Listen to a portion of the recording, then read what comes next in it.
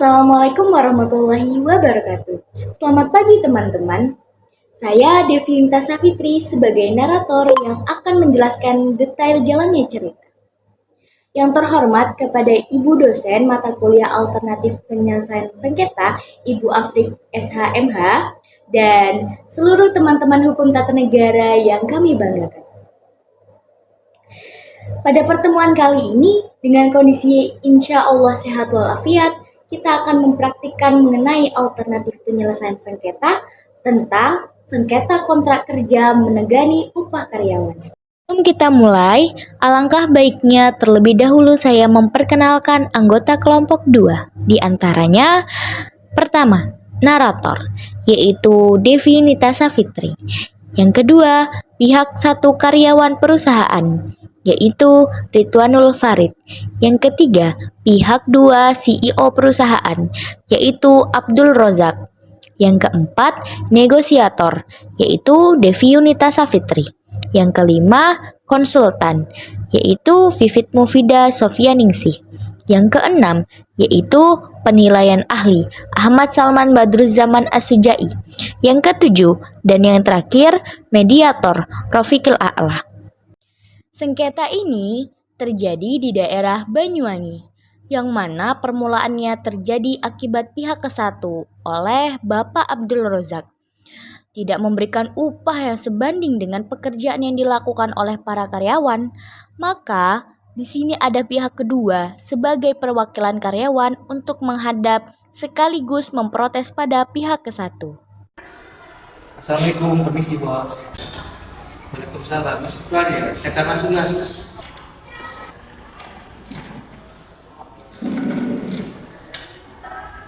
Mohon maaf Pak, saya kedatangan saya ini untuk menanyakan perihal upah untuk para karyawan itu bagaimana? Wala ya Mas, masalah upah itu gimana? Silakan sampaikan. Baiklah Pak, pertama-tama saya selaku karyawan di sini itu ingin kepastian tentang upah untuk para karyawan, karena selama beberapa waktu ini upahnya itu tidak sebanding juga dengan jam kerja, dan masih perusahaan itu selalu beralasan-alasan tidak bisa mengeluarkan upah untuk kita itu. Bagaimana itu? Oh, baik Mas, saya akan menjawab satu persatu ya. Kalau bisa Masnya catat biar gak lupa nantinya. Baik Pak.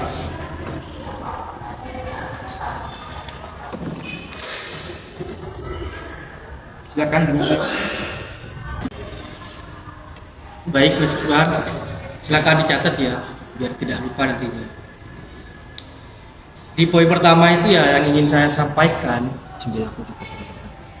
di sini, di tingkat pemasaran barang yang semakin menurun yang akhirnya berimbas pada gaji karyawan, Mas. Dan pastinya karyawan juga memiliki kontrak pada perusahaan terkait kepatuhan pada kode etika perusahaan. Jadi gitu masalah Mas. Dan yang kedua, di poin kedua itu ada masalah mengenai SOP, Mas. Tentang SOP perusahaan terhadap karyawan. Yang mana di poin kelima SOP disebutkan bahwa karyawan bersedia bekerja di bawah tekanan.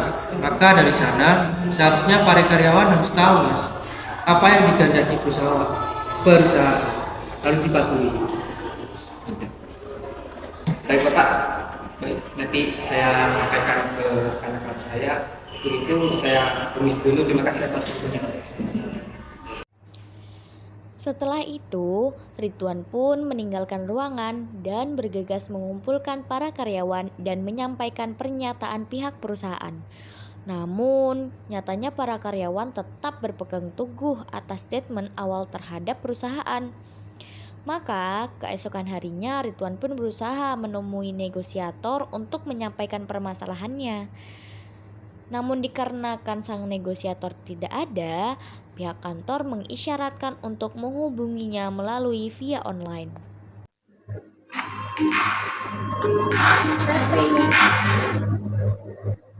Halo, Assalamualaikum, apa benar ini dengan Ibu Devi? Waalaikumsalam. Iya, dengan siapa? Perkenalkan Bu, saya Ridwan dari salah satu perusahaan yang ada di Banyuwangi. Walah, nggih Mas. Gimana Mas? Ada yang bisa saya bantu? Perusahaan kami sepertinya lalai dalam membayarkan upah kepada karyawannya. Sedangkan perusahaan itu seperti seakan-akan menutup mata terkait permasalahan ini dan tetap berpegang teguh pada SOP perusahaan. Jadi, bagaimana menurut Ibu terkait permasalahan ini? Oh, jadi begitu. Ya, ya, saya paham. Jadi agak repot ya Mas ya. Soalnya ini mengenai tentang SOP. Otomatis semua standar prosedur perusahaan yang memang wajib dipatuhi oleh para karyawan. Namun seolah-olah seperti tidak ingin merepotkan mengenai permasalahan ini, dan memang kasus ini bukan pertama kali yang terjadi Mas. Udah banyak sekali kasus-kasus serupa yang terjadi seperti ini di perusahaan lainnya. Jadi, apa solusi Ibu? Nah, tentu saja ada solusi terbaiknya, Mas.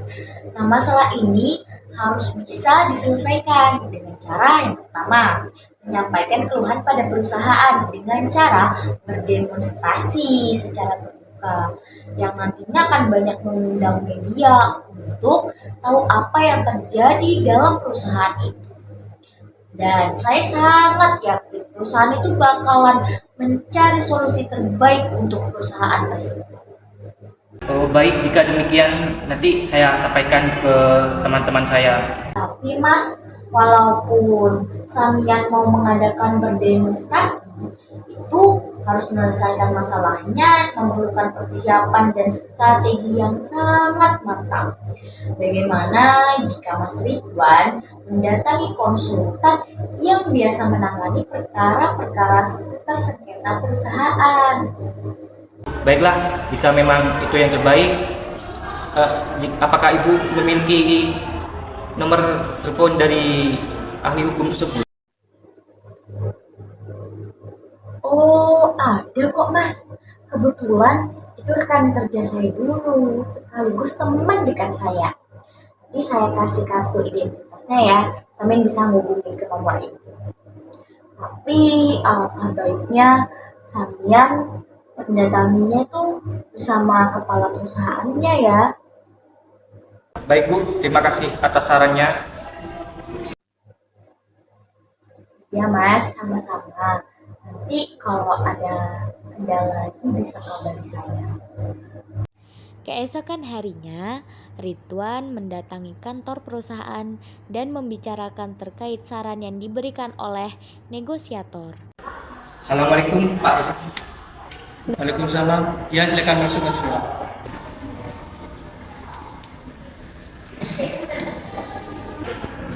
Baik Pak. Kemarin saya sudah berbicara dengan rekan saya dan sudah berbicara dengan negosiator, dan negosiator tersebut itu menyarankan ke saya untuk menyelesaikan masalah ini kepada konsultan. Bagaimana? Apakah Bapak bersedia jika misal besok kita menemui konsultan? Oh iya Mas, monggo kapan aja nggak apa, biar cepat selesai masalahnya. Besok pagi Bapak, besok kita bisa konsultan tersebut. Mungkin ini saja yang bisa saya sampaikan. Terima kasih atas waktunya Bapak. Saya permisi dulu. Dalam jangka waktu dekat pun Pak Ridwan dan Pak Rozak pergi menemui konsultan yang disarankan oleh Bu Devi. Assalamualaikum, permisi. Waalaikumsalam, boleh mau masuk.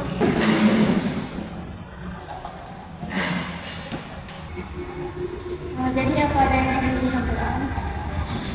Begini Bu, kami ingin menyampaikan terkait perusahaan kami.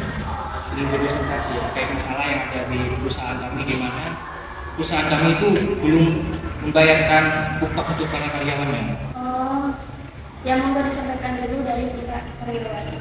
Jadi begini Bu, kami ingin berdiskusi mengenai gaji dan upah para karyawan di perusahaan kami itu seolah-olah diabaikan oleh perusahaan dengan alasan standar SOP lah, beginilah, begitulah.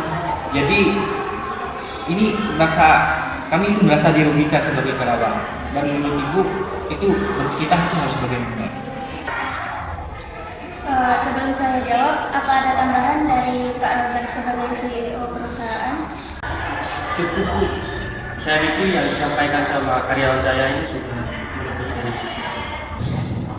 Baiklah, jika tidak ada tambahan, maka akan saya jawab dengan tempo yang singkat. Ini kan permasalahannya antara perasaan dan fakta, yang mana karyawan mempunyai naluri kemanusiaan yang sangat besar, sehingga ia menganggap SOP sebagai peraturan yang merugikan ia sendiri. Nah, padahal kan dari awal sudah jelas bahwa perusahaan memberi peraturan yang mengatakan bahwa karyawan harus mampu bekerja di bawah tekanan. Sedangkan perusahaan melihat dari sudut pandang realitas ketimbang perasaan. Jadi ini serba repot, Mas.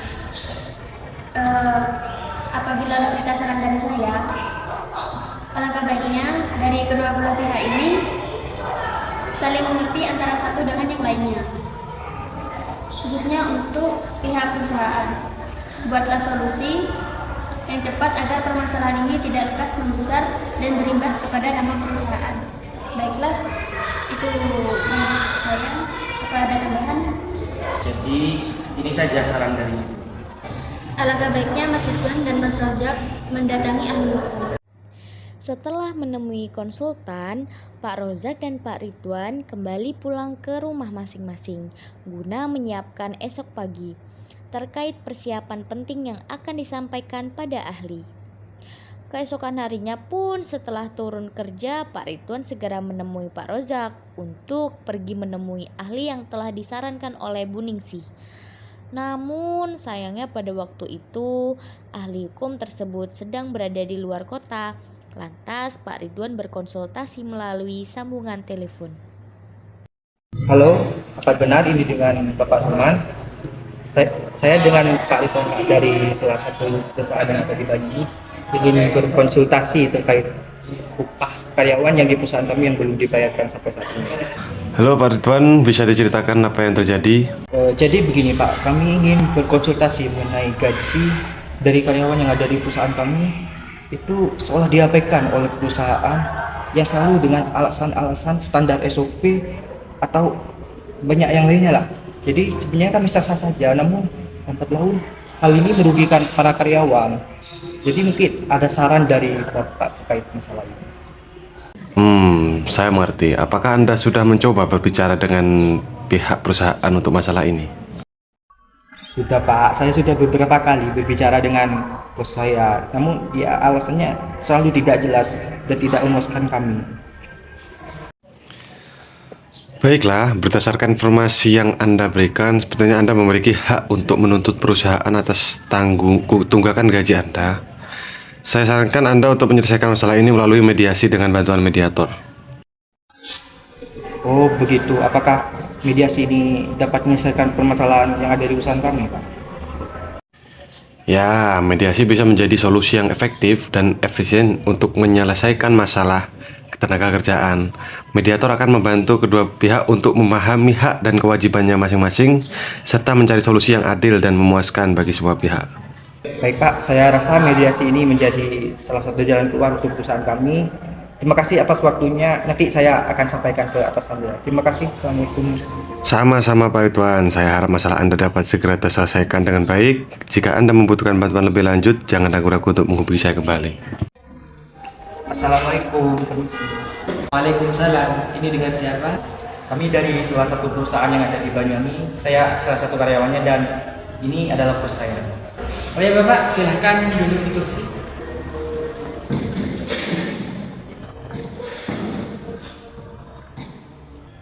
Oke baik, mungkin ada yang bisa kami bantu Bapak? Jadi begini Bapak, kami ingin meminta solusi terkait permasalahan yang ada di perusahaan kami, di mana perusahaan itu terlambat dalam membayar gaji para karyawannya, di mana ini sudah lewat sekitar dari 8 hari dan gaji kami itu belum dibayarkan sama sekali. Akan tetapi di sini saya itu merasa dirugikan karena perusahaan itu selalu beralasan-alasan yang tidak jelas. Jadi menurut Bapak solusinya bagaimana? Sebelum saya menjawab persoalan yang berupa sengketa ini, mungkin dari CEO perusahaan yang ada di Banyuwangi, Bapak Ozak, mungkin ada yang ingin disampaikan. Mungkin cukup Pak, soalnya yang dibicarakan oleh karyawan saya ini memang benar seperti itu. Baik, di sini saya akan menjawab terkait permasalahan di atas. Itu termasuk ke dalam sengketa kontrak kerja terkait keterlambatan dalam pemberian upah gaji karyawan. Yang mana jika ditinjau dari peraturan undang-undang yang tertuang dalam pasal 93 ayat 2 Undang-Undang Nomor 13 Tahun 2003 tentang Ketenagakerjaan mengatakan pengusaha yang karena kesengajaan atau kelalaiannya mengakibatkan keterlambatan pembayaran upah dikenakan denda sesuai dengan persentase tertentu dari upah pekerja atau buruh.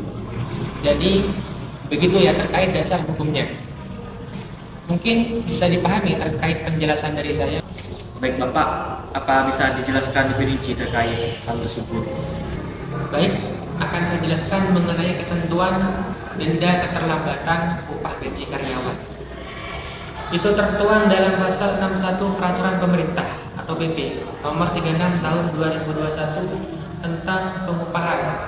Adapun besaran denda bagi pengusaha yang membayar gaji telat dari waktu yang telah dijanjikan atau tidak membayar gaji yakni sebagai berikut. 1. Mulai dari hari ke-4 sampai hari ke-8 terhitung tanggal seharusnya upah dibayar dikenakan denda sebesar 5% untuk setiap hari keterlambatan dari upah yang seharusnya dibayarkan. Kemudian sesudah hari ke-8 apabila upah masih belum dibayar dikenakan denda keterlambatan sebagaimana dimaksud dalam huruf A ditambah 10% untuk setiap hari keterlambatan dengan ketentuan 1 bulan tidak boleh melebihi 50% dari upah yang seharusnya dibayarkan. Mungkin itu yang dapat saya jelaskan. Selebihnya terkait penyelesaian masalah ini saya sarankan sekiranya dapat diselesaikan secara kekeluargaan. Maka tidak perlu ke jalur litigasi ataupun ke pengadilan yang memakan tentunya banyak waktu, biaya dan juga tenaga. Tetapi semua masalah ini saya serahkan kepada Bapak-bapak sekalian. Baik Bapak, terima kasih atas sarannya. Setelah ini saya akan membicarakannya lebih lanjut dengan Bapak Rosa. Terima kasih Bapak, kami pamit dulu. Jadi bagaimana tanggapan Bapak terkait pernyataan dari mediator tersebut? Baik Mas, kalau begitu ya saya ingin menyelesaikan permasalahan ini secara kekeluargaan saja Mas, yang disaksikan oleh ahli, dan saya berjanji setelah ini akan memberikan upah karyawan sebagaimana yang sudah diperjanjikan dan tidak akan mengulangi kesalahan seperti ini. Apakah Pak Ridwan selaku karyawan setuju dengan pendapat yang saya sampaikan ini? Sebelum saya terima terkait pernyataan dari Bapak, apakah ada hal yang memperkuat janji Bapak agar Bapak tidak mengulangi lagi alasan-alasan yang sama dan terlambat lagi dalam membayarkan upah gaji dari para karyawan Bapak? Ada Bapak, saya akan membuat perjanjian tertulis yang bermaterai perihal ketetapan dalam memberikan upah gaji karyawan yang tadi. Baik Pak, kalau begitu saya setuju.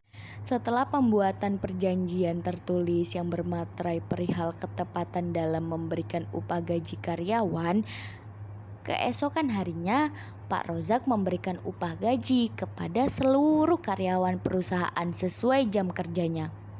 Dan hubungan Pak Rozak dengan seluruh karyawan perusahaan sudah membaik setelah Pak Rozak mengembalikan hak upah gaji karyawan yang semestinya.